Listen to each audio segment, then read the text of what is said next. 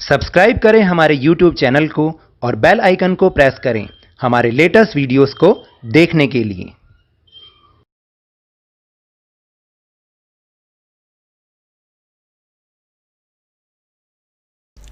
Hello and welcome to Lovneesh sir की class. आज की ये शिक्षा निदेशालय राष्ट्रीय राजधानी क्षेत्र दिल्ली की वर्कशीट नंबर 10 जो कि कक्षा छठी के विद्यार्थियों के लिए ही है, यह ली गई है विज्ञान विषय से। और इसमें हम जिस टॉपिक के बारे में चर्चा करेंगे वो टॉपिक है पौधों के बारे में, यानी पौधों को जानिए। पौधों को जानिए। पौधों को तो हम हमेशा से ही देखते आए हैं और हमारे आसपास तो बहुत सारे पौधे होते हैं, पेड़ होते हैं। तो कभी आपने इन पेड़ या पौधों को ध्यान से देखा है? इनमें कुछ ना कुछ विभिन्नताएं होती हैं। कोई छोटे आकार के होते हैं, कोई बहुत घने आकार के होते हैं, कोई कांटेदार होते हैं, तो कोई झाड़ी जैसे होते हैं ना। ये सब इन्हीं पेड़ पौधों के प्रकार हैं। तो चलिए आइए मेरे साथ शुरू करते हैं और समझने का प्रयास करते हैं कि आखिर पौधों के बारे में हम और क्या जान पाएंगे। हम सब पौधों के भागों के बारे में अच्छी तरह से जानते हैं ना। तो आइए नीचे दिए गए पौधे के चित्र में पौधे के भागों के नाम लिखते हैं। वो तो हम सब उससे परिचित ही हैं और हम जानते हैं कि पौधों के कौन कौन से भाग होते हैं, बस हमें उनके नाम लिखने हैं। तो जो सबसे पहला भाग है ना, ये वाला, ये कौन सा भाग है? ये है फूल। उसके बाद ये भाग, इसको हम कहते हैं तना।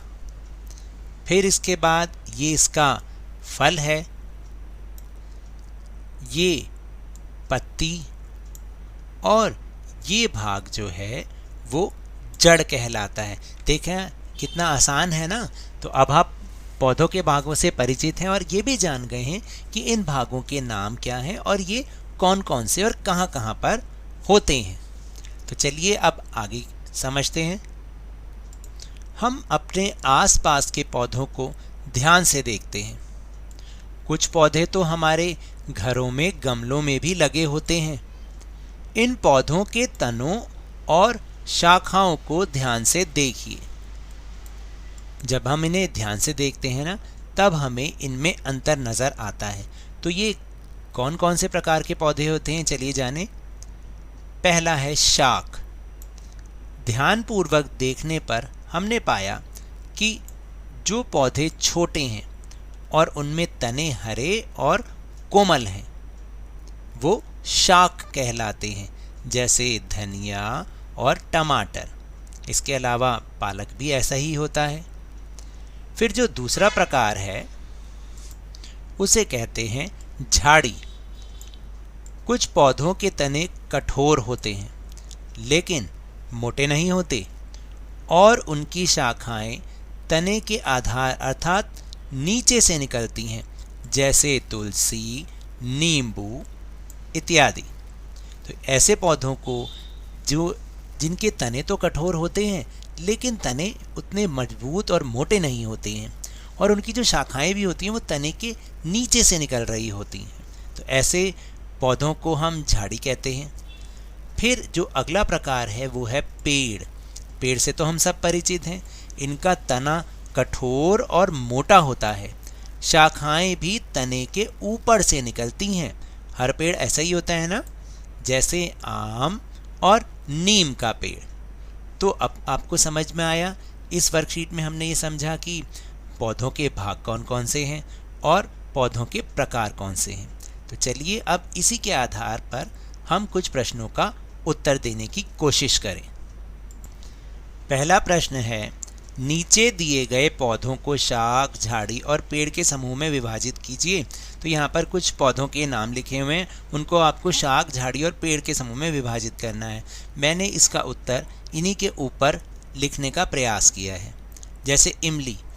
इमली कौन सा पौधे का प्रकार है? वो है शाख। चमेली झाड़ी होती है, गाजर भी झाड़ी होती है। वैसे गाजर जड़ वाला पौधा होता है, लेकिन उसके ऊपर जो थोड़ा सा निकला होता है उसको हम झाड़ी कह सकते हैं। पालक शाक, गुलाब झाड़ी, पुदीना शाक, नारियल पेड़, गुड़हल झाड़ी और जामुन का भी पेड़। है ना कितना आसान इनको समूह में विभाजित करने का।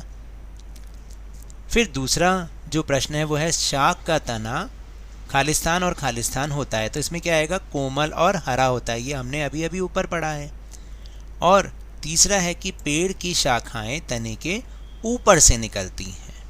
तो अब आपको समझ में आया। तो ये तो थी आज की वर्कशीट। अगर मेरे इस तरह समझाने से आपको थोड़ा सा भी समझ में आया हो तो इस चैनल को ज़्यादा से ज़्यादा सब्सक्राइब कीजिए, लाइक कीजिए और बहुत ज़्यादा शेयर भी कीजिए।